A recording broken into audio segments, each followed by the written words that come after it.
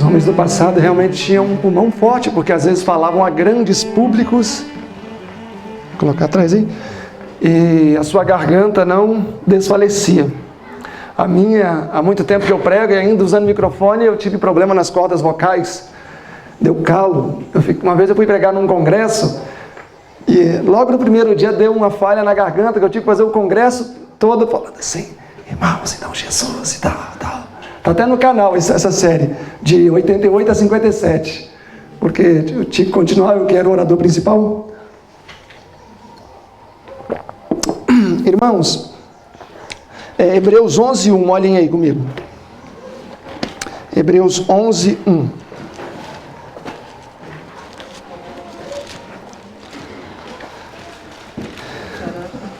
Hebreus 11:1. Diz assim: ora, a fé é o firme fundamento das coisas que se esperam e a prova das coisas que se não veem. Ou seja, a fé é um elemento abstrato, embora possa ser visível ou visto através das obras daqueles que a exercem. Mas a fé é um elemento abstrato. Por exemplo, essa parede é de cimento. Eu preciso de fé para crer nisso?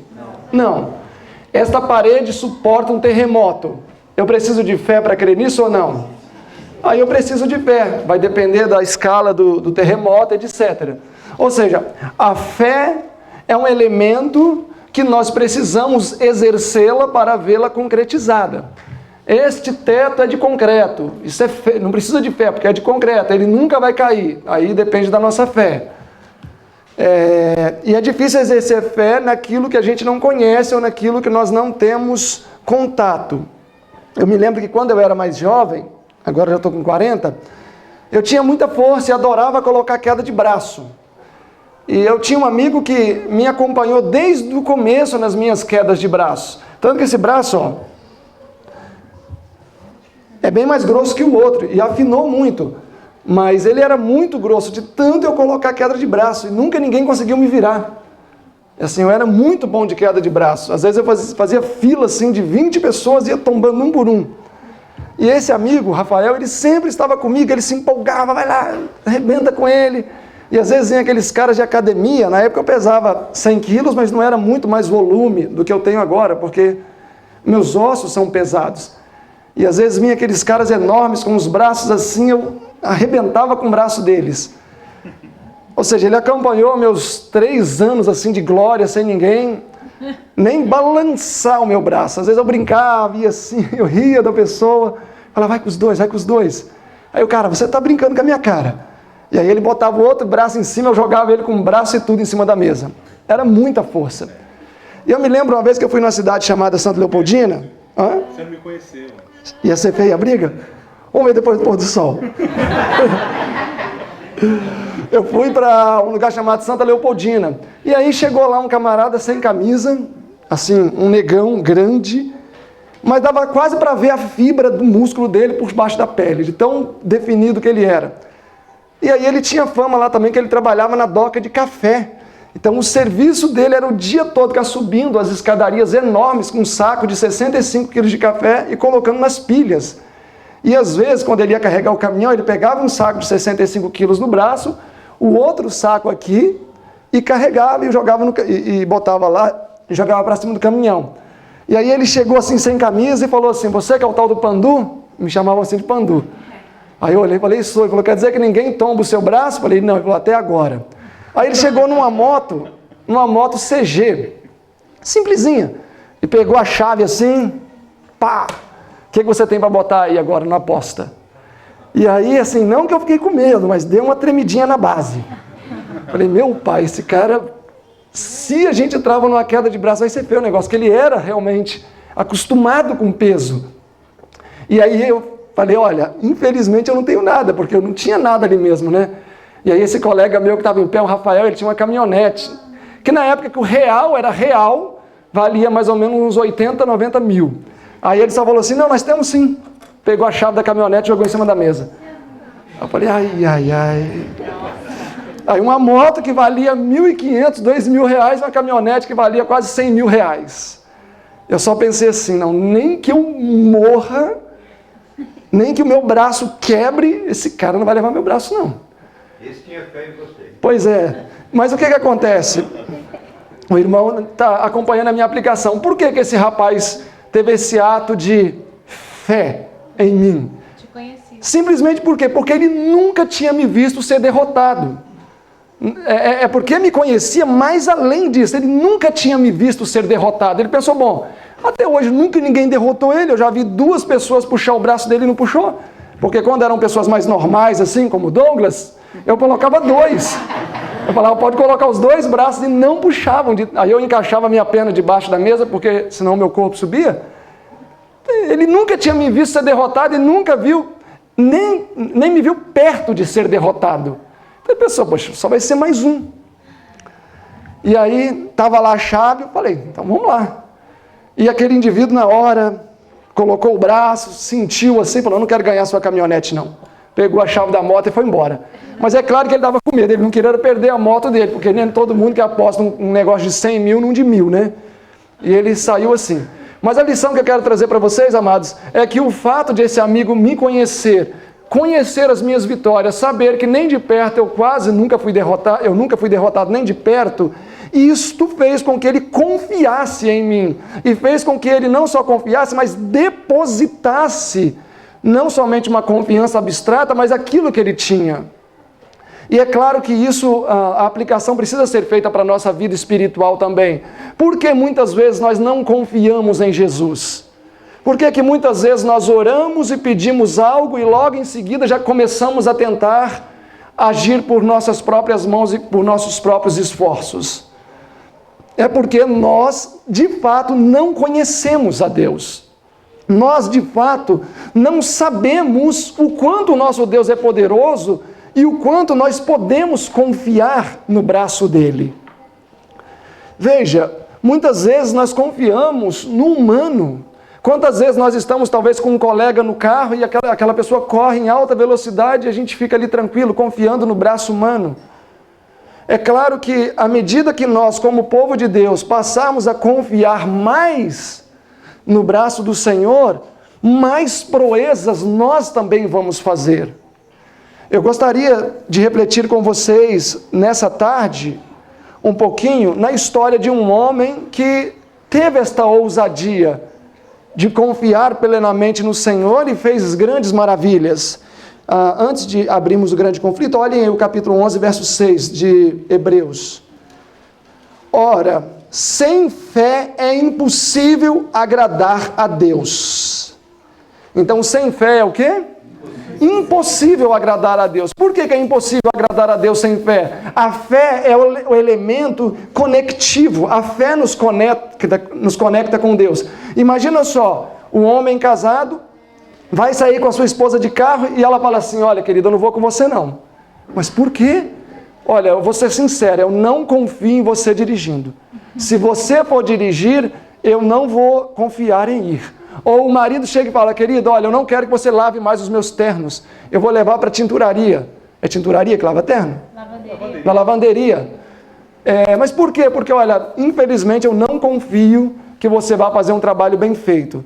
Nós iríamos desagradar a pessoa com essa atitude. Então, sem fé, também desagradamos a Deus. Por quê? É necessário que aquele que se aproxima de Deus creia que Ele existe. E para crer que Deus existe, é necessário ter o quê?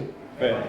Por que é preciso ter fé? Porque é a prova das coisas que não se veem. Quantos aqui já viu Deus? Ninguém viu Deus. Então nós cremos na existência de Deus por meio da fé. Então sem fé não se agrada a Deus, porque sem fé nós não cremos na existência de Deus. O que é galardoador dos que o buscam. Olha aí 1 João capítulo 5. 1 João 5. 1 João 5, versículo 4. Porque todo aquele que é nascido de Deus vence o mundo. E esta é a vitória que vence o mundo, a nossa fé. Então, de que maneira nós podemos vencer o mundo? Somente pela fé. Quem é que vence o mundo, verso 5, senão aquele que crê que Jesus é o Filho de Deus? Olha em Romanos 14 ainda. Romanos capítulo 14, verso 23.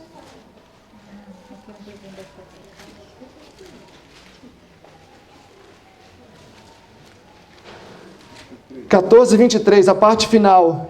Tudo que não é de fé é pecado. Então, tudo que não provém da fé é pecado. Por isso que nós precisamos aprender a desenvolver a nossa fé. E qual é esta fé que precisamos desenvolver? Hebreus 12, verso 3 diz: porque pela graça que me é dada, digo a cada um dentre vós que não pense de si mesmo além do que convém. Antes, pense com moderação, conforme a medida da fé que Deus repartiu para cada um. Então, todos nós recebemos o quê? Uma pequena medida de fé. E o que nós precisamos fazer com esta pequena medida de fé? Desenvolvê-la. Como que nós desenvolvemos uma planta? A gente planta a sementinha e brota, e como é que a gente faz para aquilo crescer e frutificar? Vamos cuidar. No que diz respeito à nossa relação com o nosso Pai Celestial, é a mesma coisa. Se nós não cultivarmos a fé, qual vai ser o resultado? Nós vamos ter uma fé morta. Nós vamos ter uma fé frágil, uma fé falida. Olha, sabem como muitas vezes nós fazemos para poder abonar a nossa falta de fé? E não estou dizendo que isso é errado. A gente fala: Senhor, aumenta a minha fé, tenho me sentido fraco, eu preciso ser mais missionário, mas seja segundo a sua vontade e não a minha. Ora, será que isso não é segundo a vontade de Deus, ou é a falta de fé que aquilo não vai se cumprir? A gente já abafa a consciência com isso. Mas não era a vontade de Deus que eu fosse um homem de fé. Então isso virou um jargão que a gente até usa onde não deveria ser usado. Senhor, eu gostaria de ter um carro novo, porque isso vai facilitar o trabalho, mas seja como tu queres. Ok, aí está certo, talvez eu não precise de um carro novo, talvez eu não precise de terra, talvez eu não precise de uma série de coisas. Mas quando eu peço por fé, quando eu peço por virtudes cristãs, esta é a vontade de Deus. Eu não preciso abafar a minha consciência num pensamento de que talvez aquilo não vai acontecer, dizendo: seja feita a tua vontade. Porque a vontade de Deus é que estejamos cheios de fé. Eu gostaria de avaliar com vocês a história de um homem que para mim é um exemplo de fé aqui no Grande Conflito. A história de Martinho Lutero. Eu creio que todos conhecem a história de Martinho Lutero. Era um homem que iniciou sua jornada de estudo fazendo direito, depois acabou migrando para a parte eclesiológica, né? Se tornou um padre e, na verdade, um homem que causou uma grande divisão na história do catolicismo nos seus dias, né? E até hoje a gente ainda tem ecos do que esse homem representou para o cristianismo. Lutero, ao início da sua jornada e dos seus estudos, nutria muitas dúvidas, muitos pensamentos que ele não conseguia entender bem. Ele pensava: será que eu estou certo? Será que realmente tudo que eu tenho enxergado, tudo que eu tenho concluído dos meus estudos está correto? Não é fruto da minha mente? Como até nesse capítulo mesmo, a influência de um bom lar, que é dito: será que um único homem estaria correto ao passo que a cristandade estaria errada? Muitos foram os conflitos na mente de Lutero, mas depois que ele teve a certeza, como o irmão White coloca aqui, depois que ele teve a certeza de que o que ele estava conduzindo, os seus trabalhos, de fato tinha o cunho divino, ele se tornou mais audacioso. E até interessante que na página 142, quando ele recebe uma bula papal, uma segunda bula papal, excomungando ele e também os seus escritos. E aí ele pega e responde assim: até aqui eu tenho estado apenas a brincar com o Papa. Iniciei a obra em nome de Deus, e agora em nome de Deus eu a concluirei. E aí foi quando ele avançou de maneira mais dramática ainda com os seus trabalhos públicos. E os resultados foram maravilhosos. E aí, aqui segue dizendo que muitas acusações foram feitas contra Lutero, dizendo: se ele era um homem tão frágil, como ele poderia estar defendendo a causa da verdade? E ele respondia: quem sabe se Deus me escolheu e chamou, e se eles não deverão temer que, Ao desprezarem a mim, estão desprezando ao próprio Deus? Veja, Deus chamou Moisés sozinho para tirar Israel do Egito. Elias lutou contra Acabe, Isaías sozinho em Jerusalém, Ezequiel em Babilônia, juntamente com Daniel. Deus nunca escolheu um profeta, nem um sumo sacerdote, nem qualquer outro grande personagem, mas comumente escolhe homens humildes e desprezados. E uma vez também ele escolheu ao pastor Amós. Não me considero profeta, mas digo que eles devem temer precisamente porque eu estou só enquanto eles são muitos. Digo isto e estou certo que vencerei, pois a palavra de Deus está comigo e não com eles. Amém. Então Lutero confiava na palavra de Deus. E ele sabia que com esse escudo ele seria vitorioso. Um dia memorável, por exemplo, foi o dia 2 de abril de 1521. Quando ele deslocara-se de Wittenberg para o Worms, para comparecer diante da Dieta. E muitas pessoas, como diz a página 152, muitas pessoas paravam Lutero e diziam, não vá, pois eles vão te matar como fizeram com Hans. Lutero não procurou fazer-se objeto de simpatias alheias. Na contemplação de Cristo, ele havia escondido o seu eu atrás de Jesus. E em todos os lugares que ele parava, não fazia caso de sua própria condição, mas apresentava Jesus a cada oportunidade. E aí é interessante, quando nós vamos para a página 153, diziam, Lutero, não vá ao Worms, pois eles te queimarão. Lutero respondia, ainda que se acendessem chamas de Wittenberg ao Worms, cujas chamas atingissem o teto, eu caminharia por cima dessas fogueiras, compareceria diante daquela Dieta, entraria pelas mandíbulas daquele hipopótamo, quebraria todos os seus dentes, confessando o nome de Jesus. E no outro parágrafo diz ainda, se cada telha da cidade de Worms fosse um demônio, ainda assim ali eu entraria. Irmãos, nós não estamos falando de um homem presunçoso, um homem que não sabia no que cria. Nós estamos falando de uma fé convicta que leva à ação. Por que muitas vezes nós ficamos inseguros diante de situações e passos que precisamos dar? Simplesmente porque a nossa fé ainda não está vigorosa o suficiente para darmos este passo. Porque quando nós olhamos para os homens do passado, diante das mais terríveis situações, eles não temiam dar o passo da fé. Eles não temiam lançar-se diante das situações. Por quê? Porque eles tinham uma fé robusta, uma fé forte. Imaginem comigo, a fé, por exemplo, que Abraão teve, o pai da fé, quando Deus falou, Abraão, vá até o Monte Moriá e sacrifica o teu filho. Ali, para mim, é um dos maiores exemplos de batalha de fé. Por quê? Porque não precisava somente de uma fé robusta, maiúscula, poderosa. Era necessário também existir uma fé inteligente e com discernimento. Por que uma fé inteligente e com discernimento?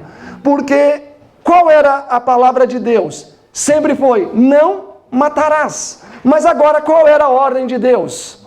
Matarás. E quais foram as palavras que ele ouvia de um lado, de Satanás? Não matarás. A irmã White fala isso no Patriarcas, não matarás. E Deus dizia, matarás.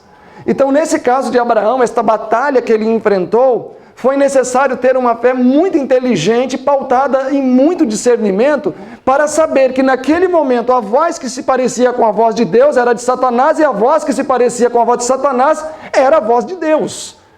E ele teve que discernir isso, porque senão ele iria tomar caminhos que não era a vontade de Deus. Porque se ele não matasse o filho, que era a aparente voz de Deus, ele estaria atendendo à vontade de Satanás. E se ele não tivesse avançado com intrepidez para tirar a vida do filho, ele teria ouvido a voz de Satanás, ouvido a voz de Deus, que naquele momento se parecia com a voz de Satanás. Então vão existir momentos na nossa vida que a nossa fé não precisará ser somente robusta, poderosa, forte, mas também inteligente. Olha, vocês já pararam para imaginar como vai ser quando Jesus começar a nos chamar para irmos embora para os montes e para todos esses lugares onde nos é dito que filhos, esposas ou esposos ficarão para trás? Isso está escrito, que muitos deixarão familiares para trás, muitos deixarão filhos para trás. E aí a primeira pergunta, de quantos anos para baixo será que os filhos vão ficar para trás? Não sei. Mas e se ele não for cristão? Não sei. Mas e se ele já estiver se convertendo? Não sei. Eu não sei. Mas vejam, ter que existir uma percepção espiritual terrivelmente aguda, para talvez o meu filho de 11 anos eu entender, não, ele já poderia ter tomado a decisão dele, ele não tomou, ele não quer seguir o caminho de Deus, então ele vai ficar para trás e eu vou seguir. Ou olhar para a esposa e dar o último tchau e ir embora, ou a esposa olhar para o marido, dar o último tchau e ir embora. Veja, nesse período a porta da graça ainda vai estar aberta, então dependendo da minha decisão, se ela for desacertada, eu ainda vou me perder.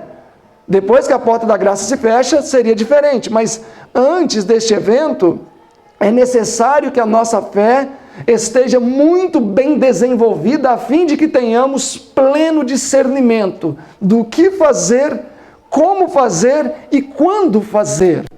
Quando nós vamos dar o último passo e dizer tchau para os que ficam. Então, se nós não desenvolvermos esta fé hoje, neste momento, para que ela entre num processo de burilação, de amadurecimento, vocês já pararam para imaginar o que fazer quando chegar esta ocasião? Não, Senhor, eu vou ficar uma semana a mais, quem sabe a minha esposa aceita e vai. E se essa semana for fatal para a sua vida? Vai estar perdido. Eu me lembro da história de um rapaz no Espírito Santo.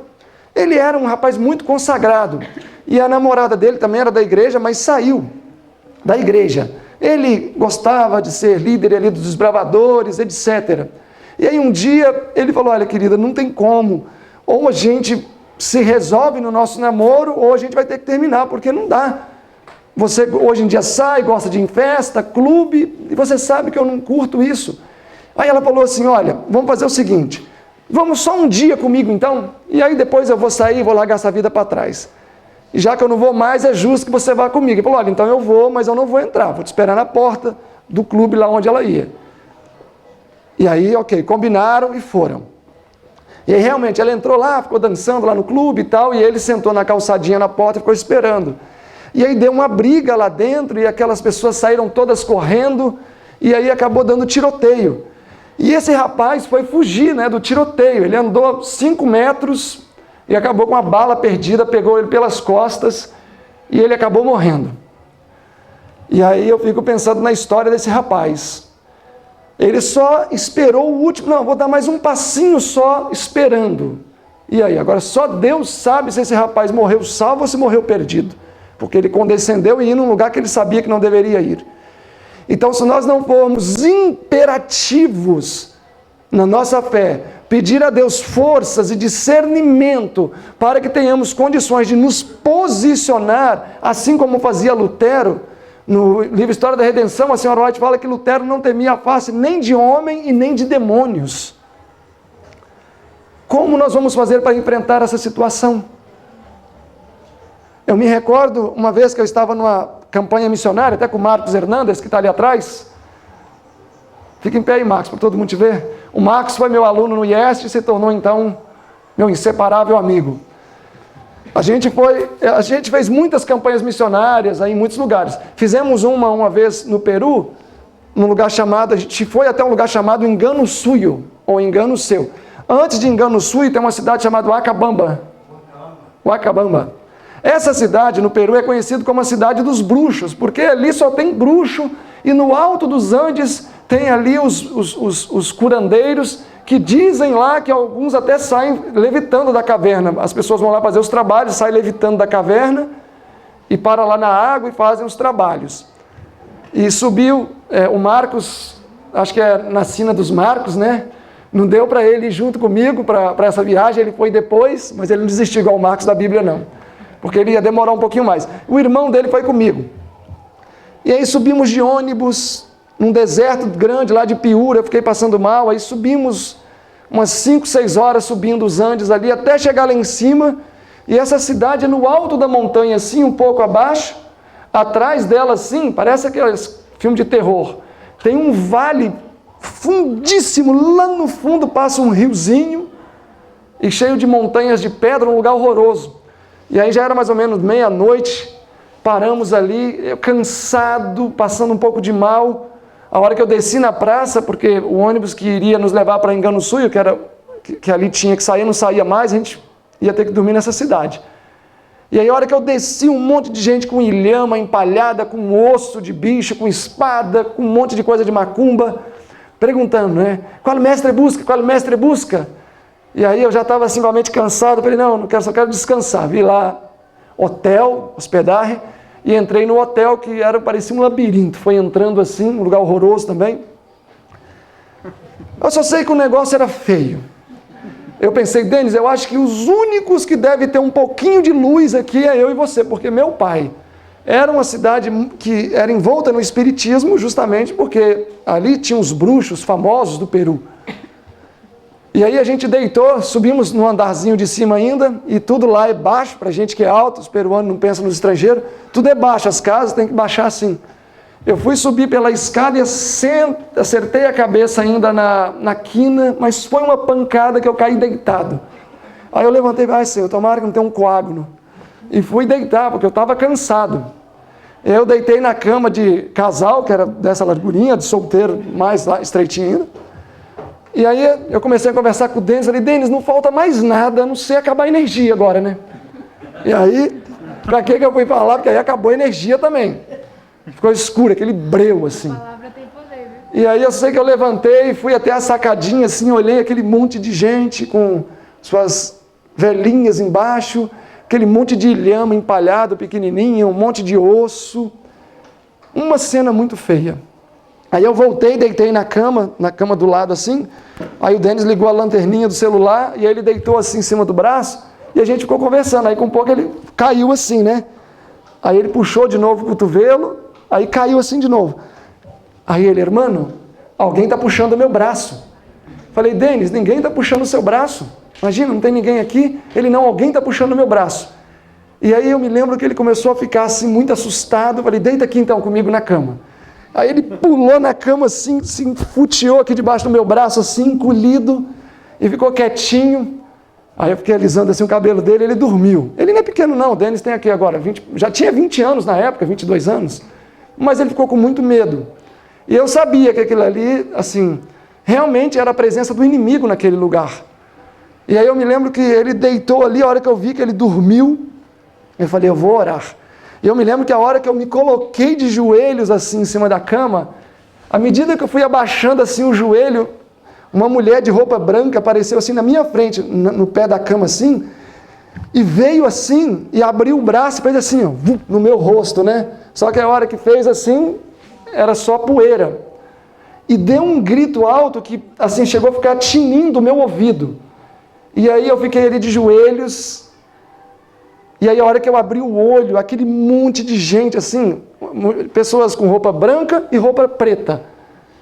E foi assim uma noite terrível. Isso era mais ou menos 1h pouco da manhã. E aqueles gritos enormes, e vinha e pegava assim, e eu só pensava, Senhor, não me ajude a não entrar em pânico, me ajude a não ter medo, porque eu sei que o inimigo não pode me tocar.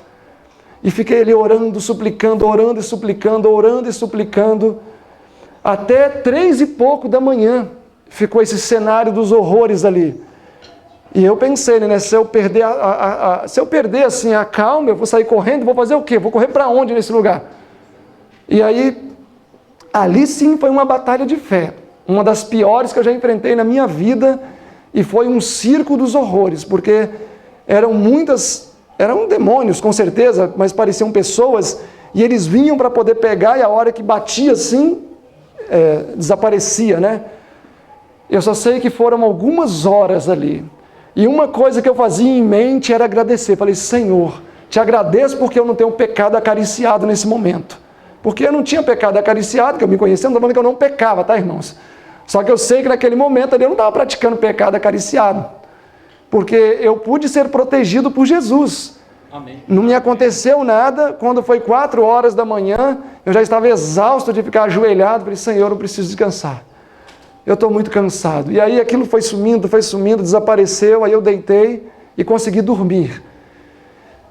Vocês já imaginaram se eu não tivesse preparado? A gente já estava em missão há quase um mês, trabalhando duro, muitas semanas de oração, muita oração. Então, eu estava forte com Jesus naquele momento, mas se não fosse isso, eu não sei o que teria acontecido, porque foi uma batalha tremenda enquanto o Denis dormia. E aí no outro dia eu nem falei nada com ele. Mas ele ficou, eu só fui falar com ele depois, que a gente já está embora daquele lugar. Aí o dia amanheceu, e realmente o lugar era estranho assim, muitas pedras, aquelas pedras escuras, né? Grandes. Mas nós precisamos estar preparados, irmãos, porque isso que eu passei foi uma fichinha diante de tantas coisas que nós ainda vamos enfrentar. Olha, o que eu já escutei de história de pessoas que foram chamadas para exorcizar alguém, a pessoa fala, Deus que me livre, eu não vou nada, é ruim, hein? O inimigo está jogando os meus pecados na minha cara. Olha, não é vantagem falar isso não. Isso aí é motivo de tristeza. Se existe a necessidade de fazer isso, igual eu já tive que fazer, a gente deve glorificar a Deus. Falar, Senhor, que o Senhor me lave e me limpe com o seu sangue, que eu vou ter que fazer isso. 2 vezes eu já tive que lidar com essa situação. Então, são batalhas muito graves e a gente não sabe quando que a gente vai se deparar com isso. Talvez nós estamos aqui agora, terminou a vigília, a gente pode se deparar com uma situação dessa. E aí nós vamos ter que fazer o quê? Ou sair correndo com medo do inimigo ficar jogando na minha cara, você está aqui, mas está ficando com a mulher de fulano, ou fica pensando na mulher de Bertano, ou está traindo a sua esposa, ou está bebendo escondido, enfim. Porque isso o inimigo faz. Lembra dos filhos de Cefas, Atos 19? Que eles foram expulsar os demônios, Paulo eu sei quem é, Jesus quem é também, sei, agora e vocês quem são? Sai daqui, seu bando de safado. E correu atrás deles, espancou eles, arrancou a roupa deles e botou eles para correr. Então nós estamos chegando num período da história que nós precisamos considerar essa situação. Se nós quisermos de fato ser cristãos genuínos que vão enfrentar as batalhas agora nos últimos dias, nós não devemos ter menos fé do que Lutero, não. Olha, João Batista foi um homem de fé. O Desejado, página 224, diz: quando João Batista anunciou o seu primeiro sermão, é vindo o reino de Deus, Satanás temeu pelo seu reino. Quando ele anunciou o primeiro sermão. Testemunhos 1, 321, último parágrafo, o irmão White fala assim: Deus não aceita como seus ministros que trazem mensagens suaves. A nossa mensagem precisa ser mais poderosa e mais direta do que a mensagem de João Batista. Amém. A dele tremeu os fundamentos do inferno. A nossa deve ser ainda mais poderosa do que a dele. Testemunhos Seletos 1,89 diz: incide sobre nós maior luz do que incidiu sobre os nossos pais do passado, de modo que não seremos aceitos por Deus se fizermos as mesmas obras que eles fizeram. Ou seja, à medida que aumenta a intensidade das trevas, é necessário que a nossa fé também aumente. Como diz o profeta Reis 625, muita luz jorrou de Sião, muitas coisas foram ditas dos profetas. Hoje vivemos embaixo de toda esta luz acumulada. Que testemunho nos convém então dar? Então Deus espera que nós, que vivemos agora nos últimos momentos da história deste planeta, a nossa fé precisa ser proporcional às trevas que estão a obscurecer este mundo. Mas para isso ser uma realidade é necessário que conheçamos a Jesus. Lutero, enquanto não conhecia Jesus, ele não pôde fazer o que fazer porque ele tinha medo de Jesus. Ele falava, não, quando eu durmo eu tenho medo porque Jesus é um homem severo. Ele é tirano, ele fica olhando para poder ver os meus defeitos e me castigar no purgatório. E para poder me levar a juízo. Ele é mau. O dia que ele entendeu que, na verdade, ele era mau e não Jesus, nós vamos identificar um homem agora totalmente diferente. Um homem que era ardente, corajoso, impetuoso, mas ao mesmo tempo um ardente amante do Salvador Jesus. Então, se nós não nos aproximarmos do nosso Salvador como o objeto de maior valor que nós temos, certamente nós não vamos ter coragem de dar a nossa vida por Ele. Nós não vamos ter coragem. Olha, eu me recordo da história de um anabatista. Na verdade, no norte da Áustria tiveram muitos anabatistas, né, que fugiam da Suíça. E este homem, ele se acovardou em um momento, não para fugir da morte, mas para fugir de qualquer situação. Ele não estava em julgamento, mas ele mascarou um pouco a sua fé. E depois ele teve um encontro com muitos da fé reformada, inclusive seguidores de Meno. E ele se encheu de fé e começou a pregar a verdade reformada quase que abertamente. E certa vez ele foi capturado. E enquanto ele estava sendo julgado, ele, ao invés de prestar atenção no julgamento, e foi repreendido muitas vezes por isso, ele sempre falava de Jesus para o povo, olha, e falava de Jesus, e eles chamavam atenção para ele, ele prestava atenção, e aí a pouco já estava ele falando de Jesus para a multidão. E aí até que a dieta falou, você é sentenciado à morte, e aí iriam designar 3 tipos de morte, afogamento, queimar, e a outra seria tortura, as torturas lá que eles faziam, remover partes do corpo, etc. E falaram. E quando falaram assim, que ele tinha sido sentenciado à morte, o relato diz que ele se levantou e começou a pregar para o povo, enquanto o núncio discutia qual das 3 mortes ele ia sofrer. E ele nem prestou atenção. Ele falou de Jesus, falou, decidiram qual morte, que ele ia morrer, e só ficou sabendo qual morte que haviam escolhido quando ele foi para ser executado. Ou seja, imagina, ele não estava nem preocupado qual tipo de morte ele ia sofrer. Se era afogamento, queimado ou torturado. Até parece que são 3 tão boas opções assim que tanto faz, né? As 3 são boas, então tanto faz. Mas ele não estava preocupado com isso. A preocupação daquele homem era, naqueles últimos segundos de vida, instruir as pessoas, instruir as multidões. Então, quando Jesus, de fato, é introduzido no nosso coração, irmãos, muita coisa que talvez hoje para nós é relevante perde o seu valor, disse Paulo. Acabei a carreira, guardei a coroa, agora já está no final já da minha luta. Ele não estava nem preocupado com morte, como ele diz em Filipenses, né? Se eu morro vai ser uma bênção, se eu fico vivo também é uma bênção, não sei se eu quero morrer, se eu quero viver, para mim tanto faz, morrer ou viver para mim tanto faz. Este é o termômetro para medir a proximidade de alguém com Jesus. É quando a morte, seja natural ou não, perde a relevância. Então, para Lutero, por exemplo, falaram, eles vão te matar, Lutero. Fala, bom, se me matarem, não vão fazer nada além daquilo que eu sei que eu mereço, porque pior fizeram com Jesus. Então, para mim não tem problema. Ou, por exemplo, na página 240 do livro, O Grande Conflito, diz que se a pessoa cantasse um hino, a página 240 diz, se cantasse um hino e fosse descoberto, a pessoa seria morta. Se a pessoa fosse pega balbuciando salmos, se a pessoa fosse pega, punida de morte. Matava-se por tudo no que diz respeito a envolvimento com religião. E ali na página 240 diz que as mulheres, moças, que nem homem conheciam, colocavam suas melhores roupas, caminhavam para a beira das covas onde eram sepultadas vivas. Irmãos, vocês já imaginaram o que é ser sepultado vivo?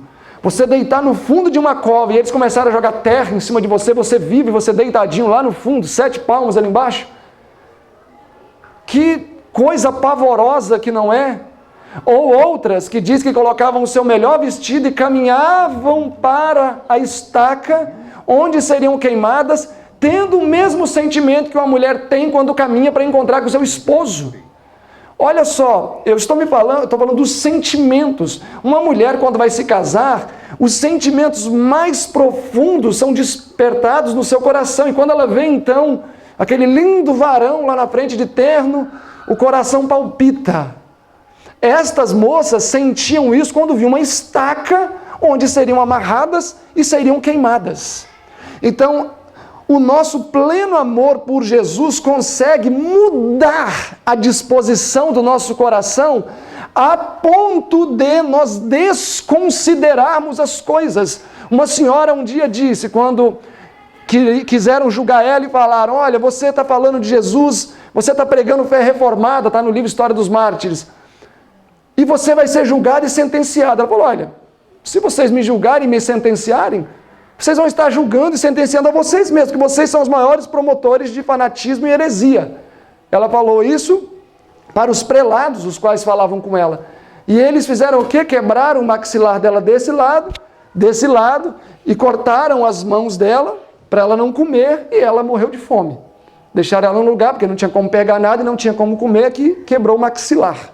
Está na página 152 do livro História dos Mártires. Irmãos, e ela nem se importou com isso. Nem se importou. Então, percebam comigo, muitas vezes a nossa falta de determinação diante de besteiras é falta de fé.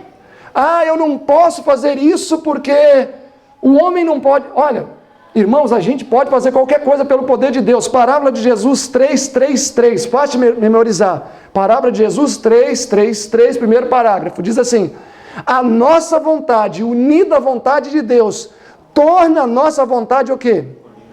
Onipotente. O que é uma vontade onipotente? É uma vontade que olha e sabe que precisa vencer a glutonaria. Ah, mas eu não vou vencer porque é muito forte. É a minha natureza. Traz lá mais um bolo. Não. Uma vontade onipotente é o quê?